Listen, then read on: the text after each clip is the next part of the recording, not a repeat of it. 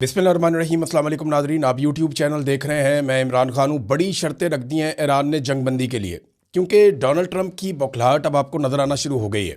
Donald Trump की body language उनका साथ नहीं दे रही। वो हर जगह पे अलग अलग तरह से बात करते हैं।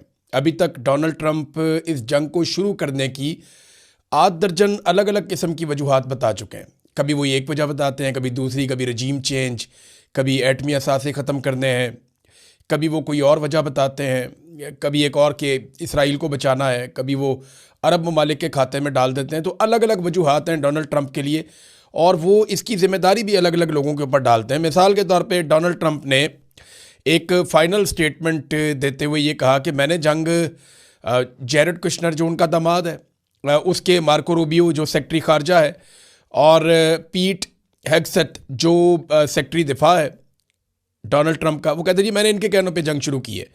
इन्होंने कहा था अगर हमने हमला ना किया तो ईरान हमला कर देगा, फिर मैंने जंग कर दी।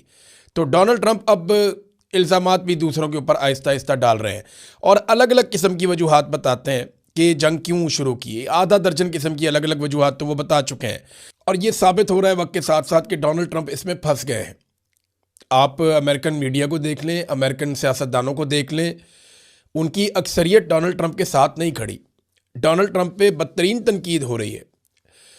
अमेरिका का ज़्यादातर मीडिया ट्रंप और उसकी जंगी पॉलिसियों के खिलाफ लिख रहा है, उसके खिलाफ बोल रहा है। बीबीसी और सीएनएन की अगर आप रिपोर्टिंग देखें, बीबीसी तो ब्रिटिश है लेकिन सीएनएन की अगर आप रिपोर्टिंग देखें, या आलमी मीडिया में आप अल जज़ीरा को देखें, तुर्क मीडिया को देखें, रशियन मीडिया को देखें, यूरोपियन मीडिया को देखें, तो आपको आइडिया हो जाएगा कि इस जंग को सब लोग एक मिस कैलकुलेशन करार दे रहे हैं और एक दलदल जिसके अंदर इसराइल ने डोनाल्ड ट्रंप को फंसा दिया, इस किस्म की बातचीत की जा रही है। अब डोनाल्ड ट्रंप ने बिलाखिर जीत का ऐलान कर दिया और ये कहा कि हम तो पहले घंटे में ही जंग जीत गए थे और ये जंग तो हम जीत चुके हैं। ईरान में ऐसा कुछ बचा ही नहीं जिसको अब तबाह किया जाए। हमने तो बहुत तबाही फेर दी है। उनके जहाज़ भी डुबो दिए, उनकी एयरफोर्स भी ख़त्म कर दी, उनके जो है वो इंफ्रास्ट्रक्चर सारा उड़ा दिया, उनकी जो लीडरशिप है वो भी सारी मार दिया। अब इस किस्म की बातें डोनाल्ड ट्रंप कर रहे हैं कि हम तो जंग जीत चुके हैं। लेकिन ये सौदा बिक नहीं रहा। ये जो सौदा डोनाल्ड ट्रंप बेच रहे हैं ना कि जंग हम जीत चुके हैं, ये फेस सेविंग का स्टेटमेंट है। और डोनाल्ड ट्रंप को उनके मशीरों ने यही कहा था। मैंने एक दिन पहले आपको खबर भी दी थी कि डोनाल्ड ट्रंप के मशीर उनसे ये कह रहे थे कि आप इस जंग में अपनी जीत का दावा करें और इसमें से निकल जाएं, जितनी जल्दी हो सकता है जंग से बाहर आ जाएं। अब डोनाल्ड ट्रंप ने यह दावा किया कि हम तो जंग जीत चुके हैं, लेकिन कोई ये सौदा खरीद नहीं रहा। बैनुल अक़वामी मीडिया उठाकर देखें तो बेशक ईरान का बहुत नुकसान किया डोनाल्ड ट्रंप ने, इसका कोई दूसरी राय नहीं है। इसमें सबसे ज़्यादा नुकसान इस लड़ाई में जो फिज़िकली हुआ वो ईरान का हुआ। लेकिन अगर किसी की मिथ टूटी है और किसी के इमेज को सबसे बड़ा इसमें डैमेज हुआ तो वो अमेरिका को हुआ। ये बात भी, गुडविल तो अमेरिका की ख़राब हुई है ना, कि एक चौधराहट थी, एक बड़ी बात थी अमेरिका की, वो बात उस तरह रही नहीं। बहरहाल अब डोनाल्ड ट्रंप का ये वाला सौदा नहीं बिक रहा जो जीत के तौर पे वो पोर्ट्रे कर रहे हैं इस लड़ाई को। अब इसकी ना कुछ वजूहात हैं। नंबर एक तो आप ये देखें ना कि ईरान ने मशरिक़ वस्ता में जितने भी अमरीकी अड्डे हैं उन सबको निशाना बनाया। ये इससे पहले कभी नहीं हुआ। तो जीत का ऐलान कैसे किया जा सकता है? अमरीकी बहरी जहाज़ या उनके जो बहरी बेड़े हैं, जिनके बारे में पूरी दुनिया के अंदर बहुत मशहूर है, जिस तरफ ये चल पड़ते हैं उस तरफ वो ममालिक डर जाते हैं। यानी अमेरिका का पुराना तरीक़ाकार है, जिस मुल्क से उन्होंने कोई बात मनवानी हो, वो ना मान रहा हो तो बहरी बेड़े उस तरफ को चल पड़ते हैं। वो बहरी बेड़ों से पहुंचने से पहले ही बात मान ली जाती है। लेकिन यहाँ पे उल्टा काम हो गया। ये पहली मरतबा ऐसा हम देख रहे हैं कि ये जो अमरीकी बहरी बेड़े हैं ये पीछे हटे और ईरान की जो मिसाइलों की हद है उससे बाहर निकल गए और वो अभी तक वापस नहीं आ रहे। आबनाए हुर्मुज़ जो है वो एक सिंबल बन चुका है कि इसके ऊपर कंट्रोल किसका होगा। अमेरिका का और अमेरिका के इत्तेहादियों का होगा, इसराइल का होगा, या खलीजी ममालिक का होगा, या ईरान का होगा। तो ईरान ने साबित किया कि उसकी बालादस्ती है, उसने कंट्रोल किया हुआ है। एक तरफ जो है वो ओमान और यूएई हैं और दूसरी तरफ ईरान है। और ईरान ने आपने हुर्मुज़ में आप सुरंगें भी बिछा दी बारूदी, वो बम होते हैं जो फ्लोट कर रहे होते हैं वो वहाँ बिछा दी उन्होंने बहुत सारे। और ईरान ने उसके ऊपर कंट्रोल करके अपनी बालादस्ती साबित की है। अमेरिका वो भी नहीं छुड़वा पा रहा। फिर अमरीकी फ़ौजी हों या अमेरिकन ऑफिशल्स हों या अमेरिकन सफारतकार हों या अमरीकी शहरी हो, ये बहुत बड़ी तादाद में, हज़ारों की तादाद में खलीजी ममालिक से इनका इनखला हुआ है। ये भी पहली मरतबा हुआ है। तो इसको जीत कैसे करार दिया जा सकता है? अमेरिकन जो एयर डिफेंस सिस्टम है, थर्ड या पैट्रियट या इसराइल का जो पूरा एक आयरन डूम का सिस्टम है, वो सारे के सारे एक्सपोज हुए हैं। ईरान ने उनमें काफ़ी तबाह किए हैं, बहुत सारे रेडार जो है उन्हें नुकसान पहुंचाया। तो फिर इसको यकतरफा जीत करार नहीं दिया जा सकता। और फिर इसके अलावा ईरान ने ना डोनाल्ड ट्रंप की जो मुज़ाकरात की ऑफ़र है उसको भी मुस्तरद किया है। तो इसके बाद आप एकदम से नहीं कह सकते कि आप जंग जीत गए हैं। हाँ, ये फेस सेविंग हो सकती है, और देखिए फेस सेविंग लेकर भी अगर ये जंग बंद हो जाए तो इससे अच्छी बात कोई नहीं है, क्योंकि जंग कभी भी मसले का हल नहीं होती, इससे मसले पैदा होते हैं। और मसले उस रीजन में पैदा हो रहे हैं जहाँ का मैं रहने वाला हूँ। यानी वहाँ पाकिस्तान है, साथ ईरान है, आगे इराक है, सामने की तरफ गल्फ कंट्रीज़ हैं। तो ये सारा इलाका मुतासर होगा। अमेरिका और यूरोप को उसका इतना फ़र्क नहीं पड़ेगा। हाँ, उनके ऊपर महंगाई का फ़र्क पड़ेगा, आलमी मंडी के ऊपर फ़र्क पड़ेगा अपने हुर्मुज़ के बंद होने से, या पेट्रोलियम मसनूआत जो है उनकी कीमतें बढ़ेंगी, उससे भी फ़र्क पड़ेगा मंडियों के ऊपर। और चाइना को इसका फ़ायदा हो सकता है, क्योंकि चाइना का पेट्रोल रुक नहीं रहा।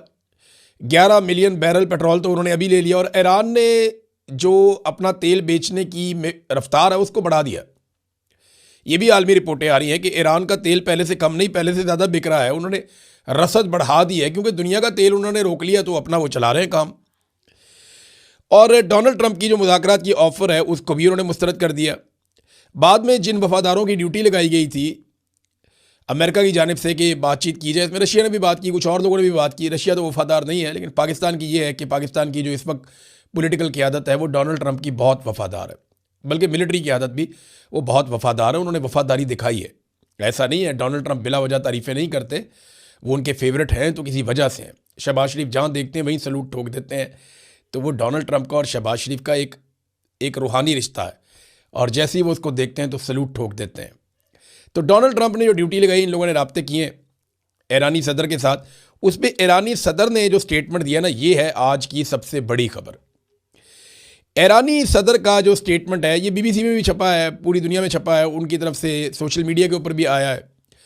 तो एक मुख्तसर उनका स्टेटमेंट है जिसमें उन्होंने बताया कि पाकिस्तान से और रूस से उनकी बात हुई है, और वो ये जानते हैं कि ये दो मुल्क हैं जिनके साथ अमेरिका की भी बात हुई है। यानी अमेरिकन कोई भी हो, छोटा मोटा भी हो, वो शहबाज शरीफ को ऑर्डर दे सकता है। वो ऑर्डर आ गया। और डोनाल्ड ट्रंप की अपनी बात प्यूटन के साथ भी हुई है, और फिर प्यूटन की बात ईरानी सदर के साथ भी हुई है। तो ये सारा अगर आप लिंक मिलाएं तो आपको समझ आ जाती है। अब ईरानी सदर ने 3 शराइत रख दी हैं जंगबंदी के लिए।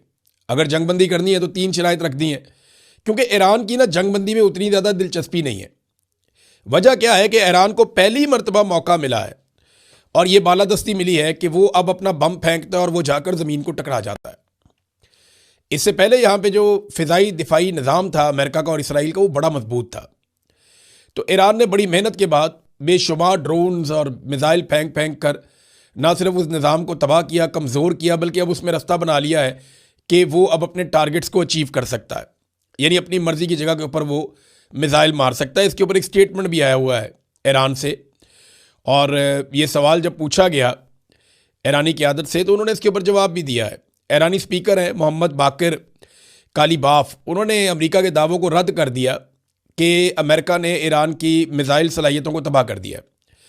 मोहम्मद बाकिर ने ये लिखा अपने स्टेटमेंट के अंदर, और ये लिखा कि बड़े पैमाने पर किए गए मिज़ाइल हमलों की इब्तदाई लहरें दुश्मन के रेडार और दिफाई निज़ाम को नकारा बनाने के लिए की गई थी।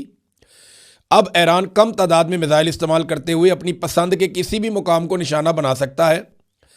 अब से कुछ देर कबल सदर ट्रंप ने दावा किया था कि ईरान की बहरिया नहीं रही, और इनकी फ़िज़ाइया ख़त्म हो गई है, और इनके मिज़ाइल भी ख़त्म हो गए हैं, और इनकी क़यादत भी ख़त्म हो गई है, और हम और ज़्यादा बुरा भी कर सकते हैं। लेकिन फिर ईरान की तरफ से जवाब है, उन्होंने कहा नहीं जी, आप अपनी मर्ज़ी की जगह पे मार सकते हैं।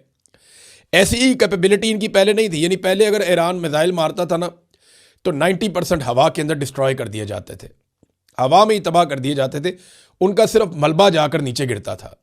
ये इसराइल के पास कैपेसिटी थी, अमेरिका के पास भी थी, लेकिन अब ऐसा नहीं हो रहा। अब ये जो 90% हवा में तबाह कर दिए जाते थे, 10% बड़ी मुश्किल से कहीं पहुंचते थे, अब ये शरह बढ़ते बढ़ते 40-50% हो गई। यानी अब काफ़ी ज़्यादा मिज़ाइल जो है वो पहुंच जाते हैं बिल्डिंगों तक और अपने टारगेट्स तक जो ईरान चलाता है, क्योंकि यहाँ पे रडार सिस्टम काफ़ी वीक हुए हैं, और जो एयर डिफेंस सिस्टम है अमेरिका का और इसराइल का, वो बहुत हद तक ना सिर्फ तबाह हुआ बल्कि डिस्टर्ब हो गया। और उनके जो इंटरसेप्टर्स हैं वो भी कम हो गए हैं। यानी जो मिसाइल हवा में जाकर मिसाइल को तबाह करते हैं सरफेस टू एयर, वो उनकी तादाद भी बहुत कम हुई है। और